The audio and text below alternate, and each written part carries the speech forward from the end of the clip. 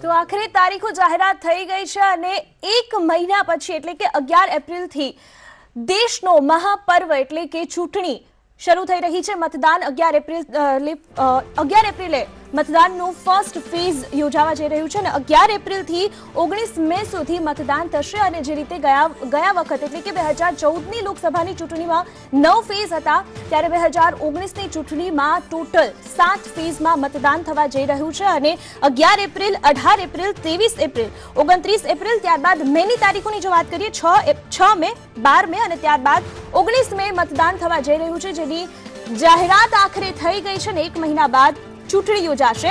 આપણી સાથે સ્ટુડિયોમાં હાલ ઉપસ્થિત છે કોંગ્રેસના નેતા જયેશ ગેડિયા, સાથે જ રાજકીય વિશ્લેષક પણ અમારી સાથે જોડાઈ ગયા છે વાસુદેવ પટેલ અને અમારા સહયોગી નુપુર પટેલ અમારી સાથે જોડાઈ ગયા છે અને આજે આપણે આ તમામ મુદ્દાઓ પર ચર્ચા કરીશું અને સૌથી પહેલા અમારા સહયોગી પાસે નુપુર, તારીખો જાહેરાત થઈ ગઈ છે, તારીખો એટલે કે એક મહિના પછી 11 તારીખ મતદાનનો પહેલો ફેઝ। બિલકુલ, મતદાનનો પહેલો ફેઝ પણ આપણને બધાને જેની ખાસ દિવ્યા આતુરતા ઇંતજાર હતું એ છે ગુજરાતની ચૂંટણી અને આપણી જે ચૂંટણી છે ગુજરાતની એ સેકન્ડ ફેઝમાં 23 એપ્રિલ થર્ડ ફેઝમાં માફ કરશો 23 એપ્રિલે ગુજરાતની ચૂંટણી જાહેર થઈ છે એટલે કે ગુજરાતમાં 23 એપ્રિલે એક જ તબક્કાની અંદર તમામે તમામ 26 બેઠકો ઉપર 23 તારીખે મતદાન થવા જઈ રહ્યું છે એટલે એક 23 એપ્રિલ હવે બહુ જ ટૂંકો સમય રહ્યો છે કારણ કે 10 તારીખ આજે થઈ ગઈ છે, એક મહિનો અને 13 દિવસનો સમય ગુજરાત માટે રહ્યો છે। હવે આચારસંહિતા પણ આજથી લાગુ થઈ ગઈ છે અને હવે મજા આવશે ચૂંટણીનો આ રંગ જોવાની કારણ કે ચૂંટણીનો ધમધમાટ જે છે દિવ્યા હવે શરૂ થયો છે ને 23 મેના રોજ પરિણામ જાહેર થવાના છે। 23 તારીખના રોજ આ પરિણામ જાહેર થવાના છે। એક્સપર્ટ વાસુદેવભાઈ આપણી સાથે છે। વાસુદેવભાઈ, ગુજરાતની ચૂંટણી દેશની ચૂંટણીની સાથે સાથે ગુજરાતની ચૂંટણીની જો વાત કરીએ 23 તારીખ છે, હવે એક મહિનો નેતાઓ પાસે રહ્યો છે, 23 મે પરિણામ આવવાના છે। હવે શું કેવો રંગ જોવા મળશે હવે ચૂંટણીના આ એક મહિના દરમિયાન? ભારત દેશમાં જ્યારથી ચૂંટણીઓ ચાલુ થઈ છે ત્યારથી ઉત્તરોત્તર જે ચૂંટણી પાછી આવતી જાય છે બધી ચૂંટણીઓમાં રંગ વધારે ને વધારે જામતો જાય છે। એનું કારણ એવું છે કે સત્તાના સૂત્રો છે એ પહેલા પ્રજા પાસે ઉમેદવાર નક્કી કરવાના 3 ચૂંટણી સુધી હતા, પછી પક્ષો નક્કી કરતા હતા, હમણાં તો હાઈકમાન્ડના હાથમાં દેશ સોંપાઈ ગયો છે એટલે આ દેશમાં લોકતંત્ર નથી, પક્ષતંત્ર પણ નથી, હાઈકમાન્ડ તંત્ર છે। ઉમેદવાર હાઈકમાન્ડ નક્કી કરે છે એટલે પછી એમાં આજે ખરીદી ને વેચાણ ને ખરીદવાનું ને એ બધું જે રીતે ચાલી રહ્યું છે પણ વધારે ને વધારે ખર્ચાઓ થઈ રહ્યા છે।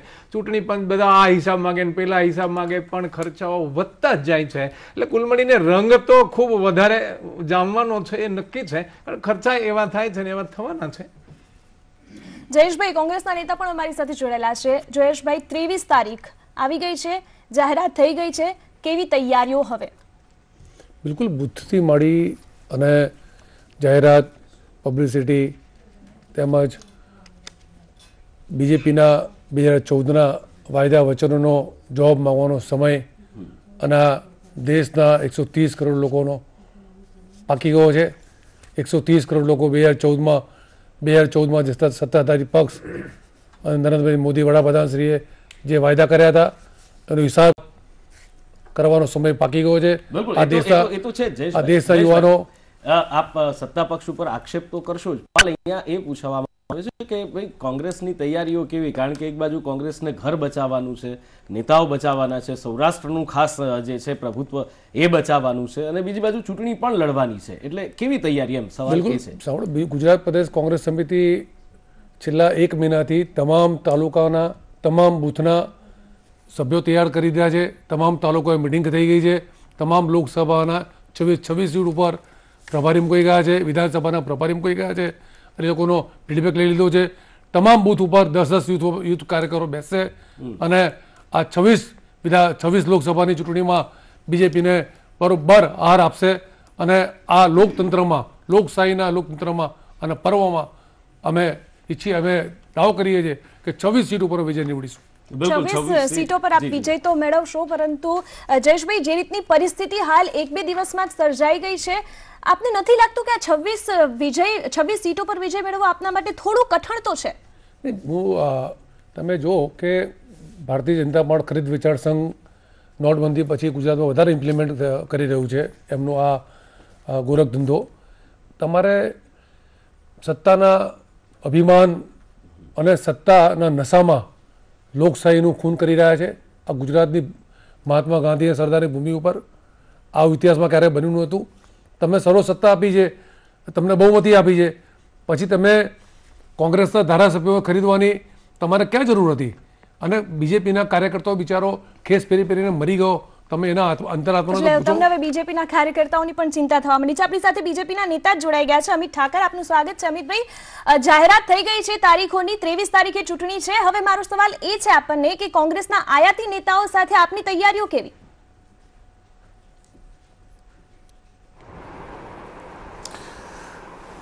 ચૂંટણીની જાહેરાત થઈ ગઈ. વર્ષોથી જે મહેનત કરતા હતા એ મહેનતનું હવે પરીક્ષા અમારી સમક્ષ છે. 7 તબક્કાની અંદર ચૂંટણી છે. ગયા વખતે લગભગ 83 કરોડ મતદારો હતા. આ વખતે 7 કરોડ મતદારો એની અંદર ઉમેરાયા છે. ગયા વખતે જીતના કારણની અંદર યુવાન મતદારોએ ખૂબ મોટી ભૂમિકા ભજવી હતી. એ આજે 7 કરોડ મતદારો જે નવા ઉમેરાયા, આના કારણે જે સ્પષ્ટ બહુમત સાથે આ દેશ ચાલે એવું માને છે, જે ચોખ્ખી નિયતથી આ દેશ ચાલે છે એવું માને છે, દેશ પ્રગતિ કરે આવું માને છે, આવા મતદારોની સંખ્યા એ નરેન્દ્રભાઈ મોદીની સાથે હોય છે. આખો દેશ બધા તબક્કા, બધા જ પ્રકારના વર્ગો, ધર્મો સાથે સબકા સાથ સબકા વિકાસની વાત લઈને નરેન્દ્રભાઈએ જે કામ કર્યું છે છેલ્લા 5 વર્ષમાં, એના ઉપર મેન્ડેટ અમને મળશે એવો અમારો સંપૂર્ણ ભરોસો છે. 5 વર્ષના કામની તો આપણે વાત કરી દીધી અમિતભાઈ. 23મી તારીખે ચૂંટણી છે. જી અમિતભાઈ, આપે 5 વર્ષના કામોની વાતો કરી, પરંતુ આ વખતે જે ચૂંટણીનો મુદ્દો આપ જે મુદ્દો જે લઈ રહ્યા છો એ એર સ્ટ્રાઇકનો મુદ્દો જ છે. બીજા મુદ્દાઓ તો આપ લેતા જ નથી આ વખતે. બેન, 1 મહિનો બાકી છે. અમે બધા જ મુદ્દાઓ ઉપર કામ કરી ચૂક્યા છીએ. એર સ્ટ્રાઇકનો મુદ્દો એ મુદ્દો છે જ. અને કોંગ્રેસના લોકો એ જે પ્રકારે સેના વર્સિસ કોંગ્રેસ નું જે વાતાવરણ એમણે ઊભું કર્યું, જે પ્રકારે એમના લોકો તૂટી પડ્યા, આ તૂટી પડવાના કારણે લોકોને થયું કે આ લોકો એ સેના વિરુદ્ધ છે એવી પોતાની વોટ બેંકને સાચવવા માટે સેનાના વિરુદ્ધ પણ જઈ શકે છે. વોટ બેંકની રાજનીતિ કેટલા વર્ષ કરશો? 70 વર્ષ સુધી તમે વોટ બેંકની રાજનીતિ કરી, આ દેશની મૂળ ભાવનાને સમજ્યા અને હજી પણ આ જ કરશો તો એવા ઊંધા મોઢે પછડાવાના છો કે જેની તમને કોઈ ગયા વખતે તમે જે અત્યારે તમારી હાલત છે ખાલી 45 બેઠક છે. કોંગ્રેસ શોધી જડતી નથી. 230 સીટ જ એવી છે આ દેશની અંદર જેના ઉપર કોંગ્રેસ પોતે ચૂંટણી લડી શકે એમ છે. બાકી એની અંદર મોટા ભાગના રાજ્યો આજે ઉત્તર પ્રદેશની અંદર તમે જુઓ. બિલકુલ આપણી પાસે છે સમય, આપણે આ બાબતે આગળ એનાલિસ કરીશું. કોંગ્રેસના નેતા જયેશભાઈ ખેડિયા પણ આપણી સાથે જોડાયેલા છે કે કેવા માંગે છે આ બાબતે.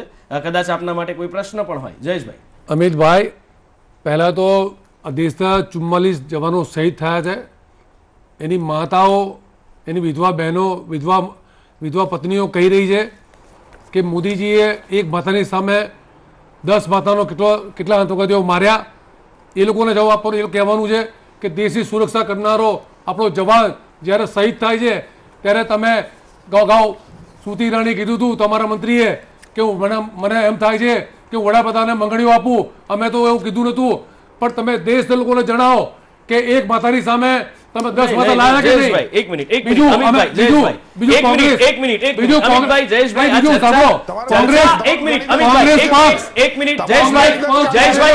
જયેશભાઈ, અમિતભાઈ, આ ચર્ચા આખી બીજી બાજુ જઈ રહી છે. આંકડામાં લઈ જાઓ છો. નહીં અમિતભાઈ, જયેશભાઈ, આ ચર્ચા આખી બીજી બાજુ જઈ રહી છે. ચૂંટણીની તારીખો આજે જાહેર થઈ છે. 2 મિનિટ પ્લીઝ. 2 મિનિટ. ચૂંટણીની તારીખો જાહેર થઈ છે. એર સ્ટ્રાઇક ઉપર ચર્ચા કરીશું. અને 1 મહિનો છે હજી આ બધી વસ્તુઓ માટે, અને આપણા માટે તો 1 મહિનો ને 13 દિવસ 12 દિવસ ગણો, 24 કલાક આચારસંહિતાના કાઢી નાખો. જયેશભાઈ, ઘણો બધો સમય છે આના માટે. ચૂંટણીની તારીખો જાહેર થઈ છે. દરેક પક્ષ જો પોતાની તૈયારીની વાત કરે, અમિતભાઈ અને જયેશભાઈ ખાસ વિનંતી છે, જો પક્ષો તૈયારીની વાત કરે તો આજે આ ચર્ચામાં જરાક વધારે મજા આવશે મને, આપને, દર્શકોને, તમામને. અમિતભાઈ થોડો જવાબ આપી, બારું વાત કહી દઉં કે સંદેશ ઉજા માધ્યમથી હું કહેવા માંગુ છું કે કોંગ્રેસ પક્ષ ક્યારે પણ સાંભળો અમિતભાઈ, તમારો વાર પૂરો થઈ ગયો. કોંગ્રેસ પક્ષ સેનાના કોઈ પણ અમિતભાઈ સાંભળો, જયેશભાઈ આ ચર્ચામાં નથી જવું. જયેશભાઈ નો, સ્ટ્રિક્ટલી નો, આ ચર્ચામાં નથી જવું. આ ચર્ચામાં નથી જવું. ચૂંટણી પંચે પણ કહી દીધું કે સેનાનો ઉપયોગ કરવો જ ના જોઈએ. હું સવાલ પૂછવા જઈ રહી છું વાસુદેવભાઈને. વાસુદેવભાઈ, બધા જ વોટ બેંકની વાતો તો કરે જ છે, પરંતુ હાલની જે પરિસ્થિતિ છે, કોઈ એક જ મુદ્દાને અડી લેવામાં આવે છે, કોઈ એક જ મુદ્દા ઉપર ચૂંટણી સુધી લઈ જવામાં આવે છે, પરંતુ વિકાસની જે વાતો કરે છે, આજ સુધી ખેડૂતોને પાણી નથી મળતું, હજુ પણ શિક્ષણ નથી મળતું, આ મુદ્દાઓ તો ક્યાંય યુઝ જ નથી થતા, ક્યાંય એની વાત જ નથી કરવામાં આવતી. આ દેશની કમનસીબી એ છે કે સરકારો છે એ વ્યવસ્થાઓ ઉપર ચાલે છે અને ચૂંટણી સેન્ટિમેન્ટ ઉપર લડાય છે. એટલે અત્યારે તમે જોયું ને યુદ્ધ, આ યુદ્ધ જ એવું છે કે એ યુદ્ધમાં લોકોને ભાવનામાં ખેંચી જઈ અને એના વોટ લેવા આ ચાલી રહ્યું. એના લીધે તો દેશ આ જઈ રહ્યો છે 70 વર્ષે. પણ આજે જે દેશની સ્થિતિ છે એનું કારણ આ એક જ છે કે ચૂંટણી લડાય છે સેન્ટિમેન્ટ ઉપર, ભાવનાઓ ઉપર લડે છે, અને કામ છે વ્યવસ્થાઓના થાય છે. એટલે વ્યવસ્થાના કામમાં કોઈનું ધ્યાન નથી, કોઈ કરતું નથી. એટલે તમે જો ગમે ત્યારે ડિબેટ થાય, હું આટલા સમયથી જઈ રહ્યો છું, તો એ સીધી ચર્ચા ભાવના ઉપર જ લઈ આવે છે. ભાઈ, તમે પીવાનું પાણી નથી આપ્યું, તમે ઇરિગેશનનું પાણી નથી આપ્યું, ગામોમાં સુવિધાઓ નથી, આની ઉપર ચર્ચા કરો ને. તમે 5 વર્ષનો હિસાબ ન આપવો પડે જે તે ચૂંટણીઓ વખતે, આ વખતની વાત નથી કરતો હું, પણ દરેક ચૂંટણી વખતે જે સરકારમાં બેઠેલા હોય છે એને 5 વર્ષનો હિસાબ ન આપવો પડે. એટલે નવા ઇસ્યુ એવા નાખે છે કે 5 વર્ષનો હિસાબ કોઈ પૂછે નહીં. એની આ તકલીફ છે. આમાં એવું બંનેની તકલીફ એવી છે કે શાસક પક્ષ છે આ વિષય પર લઈ જાય, એટલે સામેનો વિરોધ પક્ષ છે એ પણ એની ઉપર જ તૂટી પડે છે. ભાઈ, તમે મેદાનમાં રહો ને, એ ભલે ઉડવા દો, તો તમે હિસાબ માંગો ને તમે 5 વર્ષનો. બિલકુલ. હવે સવાલ અહીંયા સાહેબ એ થાય છે, જયેશભાઈ આપની પાસે પણ આવીએ છીએ, પણ સવાલ હવે અહીંયા જે ચૂંટણીની તારીખો જાહેર થઈ છે, હવે ત્યારબાદ પ્રજા માટે લાહણીઓ આ તે હવે તો બંધ થઈ જશે, પણ એક મોટી વસ્તુ જે પ્રજા માટે આપવાની છે એ મેનિફેસ્ટોની રહેશે. ગુજરાત વિધાનસભાની ચૂંટણીમાં તો મેનિફેસ્ટો કદાચ લોકોને વાંચવાનો પણ સમય નથી મળ્યો. તો અમિતભાઈ, આમાં મેનિફેસ્ટો વહેલો મળી રહેશે આ વખતે? શું કહો છો? કેવી તૈયારીઓ છે ચૂંટણી ઢંઢેરાની, લોકોને વાયદા વચનો માટેની, અથવા સંકલ્પ પત્ર જેને ભાજપ કહે છે તેની? મારી પાસે 3 વાર એન્કર આવ્યા. મેં 3 વખત સર્જિકલ સ્ટ્રાઇક ને મારી વાતની અંદર મુદ્દો નહીં બનાવવા માટેનો પ્રયત્ન કર્યો. હું જાણતો પણ હું ના બોલ્યો. અમે લોકો ઈચ્છતા નથી, અમે લોકો એવું ઈચ્છતા નથી કે સેનાને આ મુદ્દા પર ખેંચીને લાવીએ. સર્જિકલ સ્ટ્રાઇક તમે નથી કરી, સેનાએ કરી. ફરી એક વખત સેનાની વાત આવે છે. ચૂંટણી પંચે પણ કહી દીધી છે કે સેનાનો ઉપયોગ ના કરવો લાવવાની હોય, મીડિયાએ લાવવાના હોય, તો અમે પણ રાજનીતિમાં છીએ. અમારા નેતાના નેતૃત્વમાં જે જવાબદાર જવાબ આપવામાં આવ્યો છે એના ઉપર ચર્ચા થાય જ, અને ચર્ચા જનતાને ખબર સેના ઉપર ગર્વ છે. આ ચર્ચાને અહીંયા પૂરી કરીએ. આ ચૂંટણી ઢંઢેરો, આ જે સર્જિકલ સ્ટ્રાઇક વાળી ચર્ચાને પૂરી કરીએ. ચૂંટણી ઢંઢેરો જે છે એના ઉપર આવીએ ને સાહેબ, એના ઉપર વાત કરીએ. શું કહો છો આ વખતે જનતાને એમને શું મળશે, કયા પક્ષ તરફથી? નુપુરભાઈ, તમારા મુદ્દાનો જવાબ આપું પ્લીઝ. જી, હું તમારા મુદ્દાનો જવાબ આપું.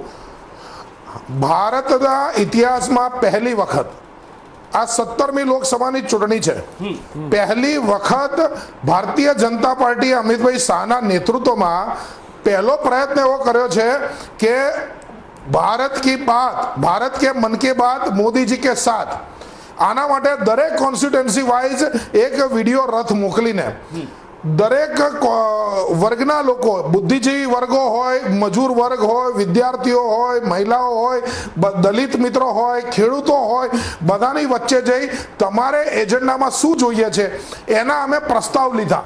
આ પ્રસ્તાવના આધારે અમે આ દેશની અંદર આગામી દિવસોનો એજન્ડા, આ 5 વર્ષ સરકાર કેવી રીતે ચાલશે એનો એજન્ડા મૂકીશું. આ એજન્ડા એ આખા ભારતનું મનનું પ્રતિબિંબ હશે અને આવતો 5 વર્ષનું શાસન એ પ્રજાની ઈચ્છાના પ્રતિબિંબ સમાન હશે. અને હવે 5 વર્ષ જે ખાડા કોંગ્રેસે પાડ્યા હતા એ ખાડા પૂરવાનું કામ કર્યું. જનતાની જે અપેક્ષાઓ છે એ પૂર્ણ કરવાનું કામ અમે કરવાના છીએ. આપ આગળ વધી રહ્યા છો, પણ સવાલ અહીંયા જયેશભાઈ આવું છું આપની પાસે 2 મિનિટ. સવાલ અહીંયા એ છે કે ચૂંટણી ઢંઢેરો વાંચવાનો જનતાને સમય મળે એ રીતે તો આવશે ને, બસ મારો પૂછવાનો સવાલ એ હતો ખાલી.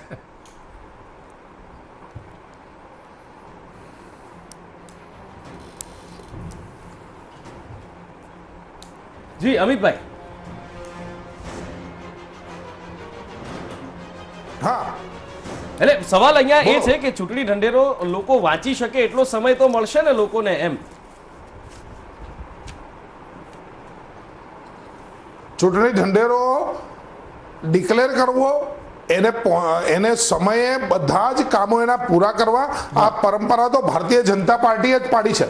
કોંગ્રેસના જમાનામાં શાસનો ચાલી જતા હતા અને ચૂંટણી ગુજરાત વિધાનસભા વખતે ચિત્ર કંઈક જુદું જોયું હતું, એટલે જરા લાગ્યું કે આ સવાલ પૂછી લઉં. ચાલો આશા રાખીએ કે સમયસર આવશે. જયેશભાઈ આપે પણ હમણાં હશે અમે સમયની વાત કરી. સમયે બહાર પડ્યો હતો અને એના ઉપર કામ બી થયું, એના ઉપર અત્યારે સરકાર પણ ચાલે છે. ઓકે જયેશભાઈ આપને પણ એ જ સવાલ છે. ચૂંટણી ઢંઢેરો જે કોંગ્રેસનો છે લોકોને વાંચવા માટે સમય તો મળી રહેશે ને? ગુજરાત વિધાનસભામાં કદાચ ઘણા લોકો વાંચી નહોતા શક્યા, સીધું મતદાન માટે જ જવું પડ્યું હતું. એ ભાજપના ઢંઢેરામાં અને અમારા ઢંઢેરામાં આકાશ પડવાનો ફરક છે. એ ઢંઢેરો એમને 2-4 જણા બેસીને કરાવે છે. અમે લોકો નહીં, હું સમયની વાત કરું, હું જનતાલક્ષી વાત. સમય પહેલા એજ્યુકેશન થી માંડી તમામ અમે લોકો ફિલ્ડમાં ગયેલા છીએ. એ લોકોનો તજજ્ઞનો અભિપ્રાય લઈ અને અમે મેનિફેસ્ટો બનાવેલો તૈયાર છે અમારી પાસે. અને એ લોકો પહેલા અમે એ લોકો કરતા પહેલા અમે મેનિફેસ્ટો ડિક્લેર કરીશું. બીજી વાત અમિતભાઈ સાંભળજો, 2 કાન ખોલીને મગજ ખોલીને, 2014માં તમે જે વાયદા કર્યા હતા આ 130 કરોડ લોકોને, એ વાયદાનો તમારે જવાબ આપવાનો છે. અને હમણાં જ તમારી નાક નીચે 14,000 કરોડ ભાગી ગયેલો નીરવ મોદી લંડનમાં આટા મારી રહ્યો છે. આ દેશના 14,000 કરોડ લોકો લૂંટીને. યાદ રાખજો, વિજય માલ્યા, નીરવ મોદી, મેહુલ ચોકસી આ દેશના 34,000 કરોડ લઈને ભાગી ગયા છે. એનો જવાબ આ 55 કરોડ લોકો માગશે, 130 કરોડ લોકો માગશે. આ ચૂંટણીમાં તમે મોદીજીએ વાયદા કર્યા હતા એ વાયદાનો હિસાબ કિતાબનો સમય અને આ દેશના લોકો માગશે. યાદ રાખજો, અને જવાબ તમારે આપવો પડશે. કેમ ભાગી ગયા મોદીજીને નાક નીચેથી? કોણે ભગાડ્યા? કેમ ભાગ્યા? ક્યારે લાવવાના? આ બધા જવાબ માંગશે. અને તમે જે 15 લાખ કાળું નાણું આ બધા વાયદા કર્યા હતા એ વાયદાનો જવાબ આપો ને અમિતભાઈ, એ બધા જવાબ આપો બધાનો. આપણી સાથે તમારા સમયના તમે ઝઘડા કરજો પછી અત્યારે અમિતભાઈ આપની પાસે આવીશું. જયેશભાઈ આપની પાસે પણ આવીશું. જયેશભાઈ અમિતભાઈ આપના બંને પાસે આવીશું. તમે બીજાને પણ આપવો જોઈએ. આપની સાથે બીજા પણ લોકો છે. આપણી સાથે વરિષ્ઠ પત્રકાર જયેશ ઠકરાર જોડાઈ ગયા છે. જયેશભાઈ સ્વાગત છે આપણું સંદેશ ન્યૂઝમાં. 23 તારીખ જાહેર થઈ ગઈ છે.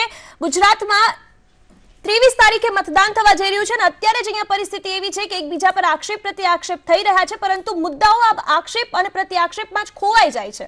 શું કહેશો? ચૂંટણી જાહેર થયા પછીની આ પહેલી ડિબેટ છે, એટલે ખરેખર તો પરમાત્માને પ્રાર્થના કરીએ કે હવે ચૂંટણી પૂરી થાય ત્યાં સુધી કમસે કમ હીન ભાષાનો અને જે પ્રકારની ભાષાનો ઉપયોગ થઈ રહ્યો છે એવી રાજકારણીઓ ન કરે. અને જે મતદારો વધુ ને વધુ નિરાશ થઈ રહ્યા છે એમની નિરાશામાં કઈ ઘટાડો થાય. ખરેખર લીડર એને કહેવામાં આવે છે કે જે લોકોમાં આશાનો સંચાર કરે, લોકોમાં એક સ્ફૂર્તિનો સંચાર કરે. એટલે મારા મિત્ર ચૂંટણી જાહેર થઈ છે, ચૂંટણી વિશ્લેષકોની અંદર એક નવી ફેશન આવી છે.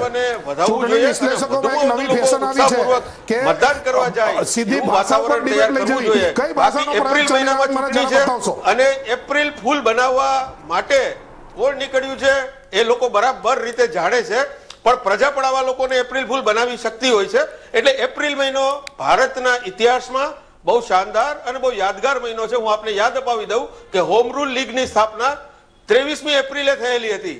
લોકમાન્ય ટિળકે એની સ્થાપના કરેલી. ભવ્ય દિવસોમાં ચૂંટણી યોજાઈ રહી છે. આવતા સમયમાં 23મી માર્ચ શહીદ ભગતસિંહની શહીદીના દિવસો છે. આ બધા દિવસોને, આ મહાનુભાવોને, આ દેશને જેને મહાન રાષ્ટ્ર બનાવ્યો છે, આઝાદી અપાવી છે, એમને યાદ કરીને કમસે કમ આજની નેતાગીરી કમસે કમ એવી ભાષાનો પ્રયોગ ના કરે, એવા મુદ્દા ના ઉછાળે કે જેના કારણે લોકોમાં નિરાશા જન્મે. તો માત્ર ચૂંટણી તો લડાવવાની છે, લોકોએ જનાદેશ આપવાનો છે, એ તો દીવા જેવી સ્પષ્ટ બાબત છે. પણ પ્રત્યેક વ્યક્તિ જેના ઉપર વારંવાર ચૂંટણી પંચે પોતે કમ્પલ્સન મૂકવા પડે છે, વધુ ને વધુ નિયમો બનાવવા પડે છે, અને છતાં દર વખતે આપણે જોઈએ છીએ કે અત્યંત ગંદી ભાષા શૈલી, એકબીજા ઉપર એવા પ્રયોગો થાય છે ભાષાના, તો એ કમસે કમ ના થાય એવી આશા રાખી આ વખતે. બિલકુલ. અમિતભાઈ, એક મિનિટ જયેશભાઈ. અમિતભાઈ, જે ભાષાનો પ્રયોગ જેમની સાથે અત્યારે આપે જેમને સાંભળ્યા એ વરિષ્ઠ પત્રકાર પણ છે, રાજકીય વિશ્લેષક પણ છે, જયેશભાઈ ઠકરાર રાજકોટથી અમારી સાથે જોડાયેલા છે. પાછલી કેટલીક ચૂંટણીના કડવા અનુભવની તેઓ વાત કરી રહ્યા હતા. કદાચ આપને આ વાત ન ગમી હોય, પણ એ ઘણી એવી વાતો હતી જે ભારતીય જનતા પાર્ટી માટે જ વોટમાં પણ કન્વર્ટ થયેલી હતી. એટલે આમ તો આમાં કોઈ ખોટી વાત નથી. નુપુરભાઈ, મને જવાબ આપવા દેશો? હાજી પ્લીઝ સર. નહીં, સાંભળો. જયેશભાઈ જે રીતની વાત કરી એમની ચિંતાથી હું સહમત છું. જી, જયેશભાઈ જે વાત કરી એની વાતથી હું સહમત છું. જો આજની આખી ડિબેટની અંદર કોઈ પણ પ્રકારનો ઉશ્કેરાટ નથી.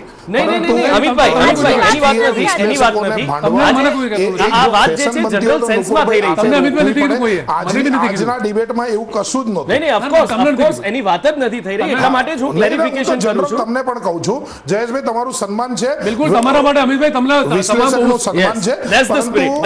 અમિતભાઈ તમારા ઉપર બિલકુલ ગુજરાત કોંગ્રેસના માન છે. તમે લેસ માત્ર કોઈ શબ્દ બોલતા નથી, અને અમે આશા રાખી અમે પણ બોલીએ, અને એક બી નેતા ઉપર અમે મોદીજી કહીને બોલીએ છીએ, વડાપ્રધાન અમિતભાઈ સાથ કહીશું.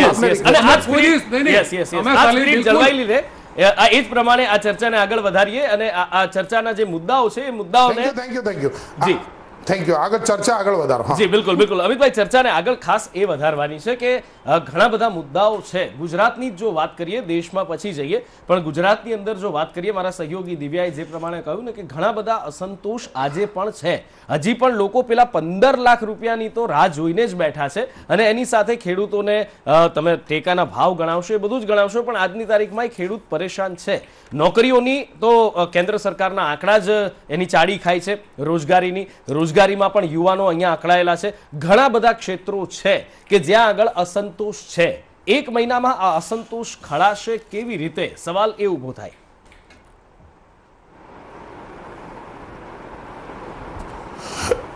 MSME નો જે હમણાં છેલ્લા મહિનાનો આંકડો આવ્યો, છેલ્લા 5 વર્ષમાં 6 કરોડથી વધારે રોજગાર માત્ર MSME માં આપવામાં આવ્યા. 13 કરોડથી વધારે રોજગાર એ જે મુદ્રા યોજનાથી લઈ અને જે પ્રકારનું છે એને આંકડા વેબસાઇટ ઉપર અવેલેબલ છે. સાહેબ, હું ખાલી ગુજરાતની વાત કરું છું. ગુજરાતના જે આંકડા બેરોજગારીના આવ્યા કુલ મળીને જે એની અત્યારે મેં કહ્યું પહેલા ગુજરાતની વાત કરીએ પછી દેશમાં જઈએ. જે અસંગઠિત ક્ષેત્રને છોડી દો તો 20 કરોડથી પણ વધારે લોકો સુધી રોજગારના અવસરો પ્રાપ્ત થયા છે. અને નરેન્દ્રભાઈ મોદીના નેતૃત્વની અંદર એ સ્કિલ ઇન્ડિયા હોય, સ્ટાર્ટઅપ ઇન્ડિયા હોય, અનેક યોજનાઓ ચાલી. એને તમે ગણવા બેસો તો એક આખો એક નવો દ્રષ્ટિકોણ. ઓકે, ચાલો અમિતભાઈ આખા ભારતના પરિપ્રેક્ષ્યમાં વાત કરે છે. સ્વાભાવિક છે, ચૂંટણી જાહેર થઈ છે આજે. અંદર થયો જે હું ગુજરાતની વાત કરતો હતો. અમિતભાઈ, જે જાહેરાત થઈ ને, જે આંકડા જે જાહેર થયા હતા, હું એની વાત કરતો હતો. ગુજરાતની મેં કીધું અત્યારે પહેલા ફક્ત વાત કરીએ, પછી દેશ ઉપર જઈએ એમ. વેલ, આપે જે આંકડા ગણાવ્યા સારી વાત છે, પણ વાસુદેવભાઈ આપની પાસે આવવા માંગુ છું, અને ખાસ અહીંયા વાત એ પૂછવી છે કે ચૂંટણી ઢંઢેરો તો જાહેર થાય છે. ચૂંટણી ઢંઢેરાની અંદર બહુ સરસ મજાની વાતો પણ લખાય છે. સ્ટેજ ઉપરથી નેતાઓ સરસ મજાના વાયદાઓ પણ કરે છે. નરેન્દ્રભાઈ મોદીની સરકારમાં પણ ગુજરાત નંબર 1 જ છે. હા, અમિતભાઈ આવું છું આપની પાસે, એ મુદ્દા ઉપર પણ આવી. પણ સવાલ વાસુદેવભાઈ અહીંયા ઉભો થાય છે એ આ રોજગારીની પણ જે અમિતભાઈ વાત કરી રહ્યા છે ને, જે આંકડા આવ્યા હતા, આ બધાની જો વાત કરીએ તો શું સમીકરણ બેસાડવામાં આવ્યા બધાનું? જનતા માટે શું, જનતાને શું મળ્યું? આમાં એવું છે કે આ દેશમાં જૂઠું બોલવાની બધાને છૂટ છે, અને જૂઠું જે બોલે છે એને દંડ થતો નથી. જેમ કે કોર્ટમાં વકીલો જૂઠું બોલી શકે, જેને સાચી માહિતી હોય પણ કોર્ટને આપવા બંધાયેલો નથી. એમાં ઢંઢેરા છે ને એ મોટા જૂઠ હોય છે. તમે જો વાયદા એટલે શું ઢંઢેરો જ હોય ને, બધા વાયદા ઢંઢેરામાં લખેલા હોય છે. એ ઢંઢેરો જ્યારે બનાવે છે ને ત્યારે ધ્યાનમાં શું રખાય છે કે લોકો આપણને વધારેમાં વધારે મત કેવી રીતે આપે એવી રીતે ઢંઢેરો બનાવો. 5 વર્ષમાં આપણે કરી શકીશું કે નહીં, પહોંચી શકીશું કે નહીં, એ પ્રમાણે લોકો સુધી સુવિધાઓ પહોંચાડી શકીશું કે નહીં, એવું નથી જોતા. એનું કારણ એવું છે કે 5 વર્ષે જેમ બજેટમાં શું હોય છે કે બજેટ છે ને, જે દિવસે બજેટ થાય ને એ હમણાં ચૂંટણી ઢંઢેરા જેવું થઈ ગયું છે. એ બજેટ ક્યાં કેટલું વપરાયું, કેટલું વાપરી શકાય એ જુલાઈ ઓગસ્ટમાં આવતું હોય છે. ખરેખર એની ઉપર ડિબેટ થવી જોઈએ, એની ઉપર આંકડા આવે તો ખબર પડે. એમ ચૂંટણી ઢંઢેરો જેને જેને આપ્યા હતા, જેને સત્તા મળી છે, સત્તા નથી મળી તો એ દિશામાં એને શું કર્યું એના હિસાબો ખરેખર લેવા જોઈએ. પછી ઢંઢેરાની વાત આવે છે, પણ ઢંઢેરો બોલી નાખ્યો ને એ વખતે લોકો ખુશ થઈ ગયા અને વાતાવરણ બની ગયું. એટલે વાતાવરણ બનાવવા માટે, એક માહોલ સર્જવા માટે અથવા તો એક સ્વીપ ડેવલપ કરવા માટે થઈને ઢંઢેરાનો ઉપયોગ થતો હોય છે. એટલે આ તો ઢંઢેરાનો દુરુપયોગ થાય છે. ઢંઢેરા પ્રમાણે સરકારોએ કામો કર્યા હોય એવું ક્યાંય ધ્યાનમાં આવતું નથી. જેમ કે ઇન્દિરાજી વખતથી ચાલુ કર્યું તો ઇન્દિરાજી વખતે ગરીબી હટાવો કીધું, કેરોસીનના જ ભાવ વધ્યા હતા, ત્યારે હું નાનો હતો. પણ કુલ મળીને જે કંઈ કહી રહ્યા છે એનાથી ઉલટું જ આવે છે. એટલે શાસકો જે દેશને લૂંટી રહ્યા છે, લૂંટવાની પેટર્નમાં કોઈ ચેન્જ કરતા નથી. બધા લૂંટે જ છે ને. 80 લાખ કરોડ, મારા હિસાબે તો 80 લાખ કરોડ આ શાસકો લૂંટે છે. હવે ચૂંટણી ઢંઢેરામાં કે એટલું કરે તો એમના હાથમાં જ કંઈ નથી આવતું. એટલે કુલ મળીને ચૂંટણી ઢંઢેરો છે ને આ મજાક જેવી સ્થિતિ. તમે ભલે બધા વાંચી શકે ને સમજી શકે ને એવું વિચારો છો ખરેખર કે એ પ્રમાણે થતું હોય ને તો વ્યાજબી છે. પણ અત્યાર સુધી ચૂંટણી ઢંઢેરાનો મારો જે અનુભવ છે એ ઢંઢેરામાં કાંઈ કીધું હોય ને કરે છે કાંઈ. જયેશભાઈ, આપને પણ કંઈક પૂછવું કહેવું છે, પરંતુ મારો સવાલ આપને એ છે કે અમિતભાઈને તો આપણે એવું કહી દીધું કે ભાઈ અનેક એવા મુદ્દાઓ છે જે હજુ ત્યાં ને ત્યાં જ પડ્યા છે, જેમ કે ખેડૂતો માટેનો પાણીનું હોય, રોજગારી હોય કે કોઈ પણ મુદ્દાઓ હોય, પરંતુ વિપક્ષ પણ એ મુદ્દાઓ સામે લડવા માટે સક્ષમ નહોતું થયું અને પાછળ પડી રહ્યું. કદાચ એ તમારી નબળી પરિસ્થિતિ કહી શકાય. નહીં, બિલકુલ. અમે યુવાનોથી માંડી વિદ્યાર્થીઓના, ખેડૂતોના, જીએસટીના, વેપારીઓના તમામ મુદ્દા ઉઠાવ્યા છે. પહેલી વાત હું એ કરી દઉં કે કોંગ્રેસ પક્ષ 3 રાજ્યોના હમણાં સેમીફાઇનલમાં 3 રાજ્યોમાં કીધું હતું અમારા કોંગ્રેસ અધ્યક્ષ માનનીય રાહુલ ગાંધીજીએ કે સરકાર બનતા જ અમે 10 દિવસની અંદર ખેડૂતોનો દેવા માફ કરીશું. 24 કલાકમાં ખેડૂતો દેવા માફ કર્યા છે અને આ દેશને બતાવી આપ્યું કે આવનારા દિવસોમાં કોંગ્રેસ પક્ષ મેનિફેસ્ટોમાં જે પણ મુદ્દા ડિક્લેર કરશે એ ઇમ્પ્લિમેન્ટ કરવાના પહેલા પ્રયત્નો હશે. બહુ ઈમાનદારીપૂર્વક આ દેશના લોકોને કહેવા માગું છું એ અમે ઇમ્પ્લિમેન્ટ કરીશું. અને બીજું, આ 130 કરોડ લોકો દેશના વધી અમે લોકો 2014માં ભાજપમાં મોદીજી સરકારે જે વાયદા કર્યા હતા એક વાયદાનો હિસાબ માગીશું અને દેશ લોકોને કહીશું કે કેટલા વાયદા લોકો પૂરા કર્યા અને કેટલા વાયદા વચનો પૂરા કરવાના છે ફરીવાર. જી અમિતભાઈ, શું કહેશો? સવાલો આવવાના છે આપની સામે, જવાબ કેવી રીતે આપશો? એમણે જે વાત કરી જયેશભાઈ, કોંગ્રેસ પાર્ટીની વાત મૂકતા હતા, એમણે 1 વીકની અંદર જો મુખ્યમંત્રી ઘોષણા નહીં કરે તો અમે એને બદલી નાખશું. એ મુખ્યમંત્રીએ ઘોષણા શું કરી? આજે લગભગ 10% લોકો પણ એમણે ચૂંટણીમાં વોટ લીધા, એ વોટ જાણે લોકોને મૂર્ખ બનાવતા એવી રીતે લીધા. બધાના દેવા માફ કરી નાખશો આવી વાત કરી.